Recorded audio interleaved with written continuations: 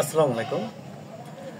Micro ফাইন্যান্সে যারা কাজ করেন তাদের ভিতরে আমি নাম প্রকাশ করছি না, তবে অনেকেই প্রশ্ন করেন।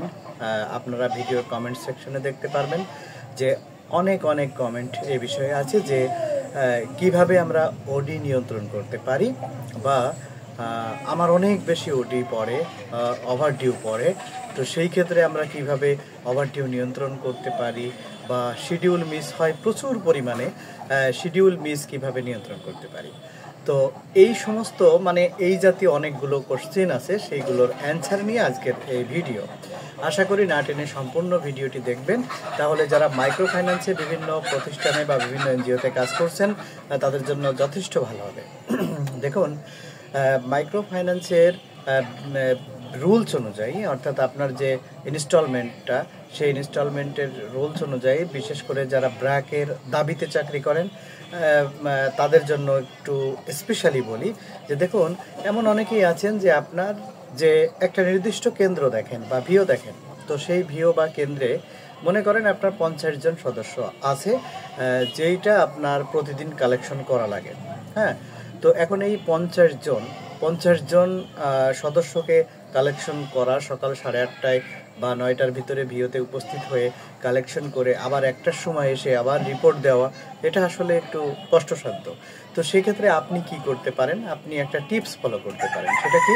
যেমন আপনার এই যে 50 জন ব্যক্তি, নিশ্চিত এই 50 জন ব্যক্তির সবাই আপনার যখন লোন করে তখন তারা ভিওতে করে না, ঠিক না? দেখা যাচ্ছে ওই ভিওটা বা ওই কেন্দ্রটা মনে করেন আপনার মাসের প্রথম রবিবার কালেকশন। এখন মাসের প্রথম রবিবার যদি ওটা কালেকশন হয়, তাহলে এই মাসের প্রথম রবিবারেই ঋণ প্রস্তাব করার কথা সাধারণত যারা নতুন ঋণ নিতে আগ্রহী, বা আপনার পুরাতন রিপিট সদস্য অথবা ফ্রি সদস্য। তো এই ক্ষেত্রে কেউ কেউ দেখা যাচ্ছে আপনার কাছে 15 তারিখে বা 20 তারিখের দিকে লোন চাইবেন। এখন সেই ক্ষেত্রে কি তাকে লোন দিবেন না? তাকে কি বলবেন যে আপনি অপেক্ষা করুন, আপনি মাসের প্রথম রবিবারে আমার সাথে যোগাযোগ করবেন, ওই দিন আপনার ঋণ প্রস্তাব করা হবে? না। মাইক্রো ফাইন্যান্সের যেহেতু আপনি জব করেন, আপনার উচিত হবে কি, হ্যাঁ, তাকে 15 তারিখে মোটামুটি তার কাগজপত্রগুলো নিয়ে আপনি আপনার অফিসিয়াল যে প্রিপারেশন আছে সেটা সেট করে ফেলবেন। যদি ভর্তি করার দরকার হয় ভর্তি করবেন, যদি ওই ব্যক্তি ইনঅ্যাক্টিভ থাকে অ্যাক্টিভ করবেন। হ্যাঁ, এবং যদি ওই ব্যক্তির লোন থাকে, মনে করেন রিপিট সদস্য লোন নিতে চায়, এবং ওই ব্যক্তিটা আপনার মনে করেন যে আপনার এমন কিছু রিপিট সদস্য আছে যারা আপনাকে প্রতিনিয়ত খুব প্যারা দেয়, খুব কষ্ট দেয়, তার মানে তারা আপনাকে ইনস্টলমেন্টটা ওই মাসের প্রথম রবিবারের ইনস্টলমেন্ট তারা দিতে দিতে 15 তারিখ, 20 তারিখ, কেউ কেউ 25 তারিখ, কেউ কেউ মাসের শেষ দিনও তার পেছনে দৌড়াইতে হয়। তো এরকমও অনেক সদস্য আছে, কিন্তু হ্যাঁ, এটা নিশ্চিত যে তাদের কিস্তি আপনি পাবেন, তাদের ইনস্টলমেন্টটা আপনি অবশ্যই পাবেন। তো এই ক্ষেত্রে আপনি কি করবেন?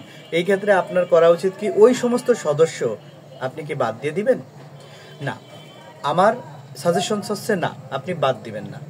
কিন্তু ওই ব্যক্তি যে অভ্যস্ত মাসের 15 তারিখ বা 20 তারিখে কিস্তি দেয় অথবা 25 তারিখে কিস্তি দেয়, এখন ওই বেচারাটাকে আপনার কি করতে হবে, ভালো ক্লায়েন্টের তালিকায় আনতে হবে। এখন কিভাবে আনবেন? ও কি মাসের প্রথম রবিবার আপনার কিস্তি দিবে না। ওকে আপনি 20 তারিখে বা 20 তারিখের পরে 21-22 তারিখে লোন দেন। এইভাবে চেষ্টা করবেন যে 21-22, ক্ষেত্র বিশেষ 17-18 তারিখে লোন দিলেও অনেক সময় কিস্তিটা গ্রেসে পড়ে যায়। অর্থাৎ আপনার নির্দিষ্ট যে কালেকশনের ডেট, এই কালেকশনের ডেটে দেখা যাচ্ছে যে আপনার 15 দিন, হ্যাঁ, আপনার কালেকশনের ডেট আসতে 15 দিন বাকি, 14 দিন বা 13 দিন এরকম সময় তাকে লোন দেন। তাহলে কি হবে, আপনার ওই প্রথম যে ইনস্টলমেন্টটা, এই প্রথম ইনস্টলমেন্টটা ওই ব্যক্তির প্রথম ইনস্টলমেন্টটা আপনার কালেকশনের দিন আসবে না। আর যখন প্রথম ইনস্টলমেন্টটা কালেকশনের দিন না আসবে, প্রথম কিস্তিটা আপনার ওই মাসে আসবে না, ওর প্রথম কিস্তি আসবে আপনি যে 20 তারিখে লোন দিচ্ছেন, পরের মাসের রবিবার, প্রথম রবিবার আসতেছে না, ওরও কিস্তিটা আসবে আপনার তারপরের মাসের প্রথম রবিবার। ওকে, এই ক্ষেত্রে আপনি কি করবেন, ওই যে আপনি 20 তারিখে লোনটা দিচ্ছেন, ওকে বলবেন যে ভাই, আপনাকে তো আমি 20 তারিখে লোন দিলাম, আর আপনি তো বরাবরই আপনি কিস্তি এরকমই দিয়ে অভ্যস্ত। হ্যাঁ, আপনার কিস্তি আসবে 15 থেকে 20 তারিখের ভেতরে, 20 তারিখ লাস্ট ডেট। অথবা 20 থেকে 25 তারিখ, 25 তারিখ লাস্ট ডেট। 25 তারিখ কোনো অর্থে কোনোভাবেই মিস করা যাবে না। তাহলে কি হলো, ওই ব্যক্তিকে আপনি 20 তারিখে লোন দিচ্ছেন, পরবর্তী মাসের 20 তারিখে কালেকশন করতেছেন, আপনি কিন্তু 30 দিন পরে ঠিকই তার কাছ থেকে কালেকশন করতেছেন। এবং ওই যে ব্যক্তি, সে আপনাকে মাসের প্রথম রবিবারে কিস্তি দিত না, এবার আপনি পরের মাসে কিন্তু কালেকশন করতেছেন, আবার তার পরের মাসে ধারাবাহিকভাবে আপনি 20 তারিখে তার কাছ থেকে টাকা নিচ্ছেন। হ্যাঁ, এটা সত্য যে সে কেন্দ্রে রেগুলার হচ্ছে না, মানে আপনার কেন্দ্রের শিডিউল অনুযায়ী আনতে পারতেছেন না। কিন্তু এতটা সত্য, এটাও সত্য যে ওই সদস্যটা ভালো, কিন্তু টাকা সে দেরিতে পায় বা বিদেশ থেকে টাকা আসে দেরিতে। হ্যাঁ, এরকম কিছু সদস্য, মানে সবাই হয়তো এরকম হবে না।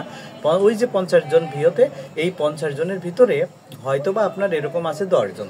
এই 10 জনকে যদি এইভাবে একটু ডেকোরেট করে আপনি নির্দিষ্ট যে ডেটটায় ওদেরকে কিস্তি দিচ্ছেন, আপনি সেভাবে আপনার কালেকশনটা যদি ঠিক রাখেন, হ্যাঁ, তাহলে 100%, এবং আপনার শুধু ঠিক রাখা না, আপনার 100% বইতেও সঠিকভাবে উঠাইতে হবে যে আপনি এই ডেটে টাকা নিয়েছেন। ইনকেস কেউ যদি এই আপনার ইয়েটা মিস করে, শিডিউলটা মিস করে, তাহলে অবশ্যই ওখানে উল্লেখ করতে হবে, হ্যাঁ, যে এই ব্যক্তি এই মাসে কিস্তি দেয়নি।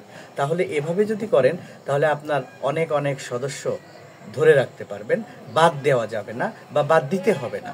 সেই ক্ষেত্রে আপনি সদস্যের ক্রাইসিস মানে কিছুটা নিয়ন্ত্রণে রাখতে পারবেন এবং ওভারডিউ নিয়ন্ত্রণে রাখতে পারবেন। তাছাড়া যখন আপনি কেন্দ্রে কালেকশনে যাবেন, যখন দেখবেন যে আপনার 50 জনের ভেতরে আপনার অলরেডি আপনি তাদের ভেতর থেকে 10 জন বা 15 জন কালেকশন করে ফেলেছেন, তখন আপনার মনের ভিতরেও একটু ভালো লাগবে। হ্যাঁ, এবং হ্যাঁ, আপনি সময় পাবেন, আপনার ফিলটা ভালো হয়ে যাবে, এবং ওভারঅল হ্যাঁ, আপনি দেখা যাচ্ছে যে ওই সদস্যগুলোকে খুব সুন্দরভাবে সময় দিয়ে বুঝিয়ে কিস্তি আনতে পারবেন এবং আপনি জনপ্রিয় কিস্তির ছাড় হবেন। বুঝতে পারছেন তো? আশা করি এই সংক্ষিপ্ত ছোট্ট একটা টিপস আপনার অনেক উপকারে আসবে। ভালো থাকবেন, সুস্থ থাকবেন, আল্লাহ হাফেজ।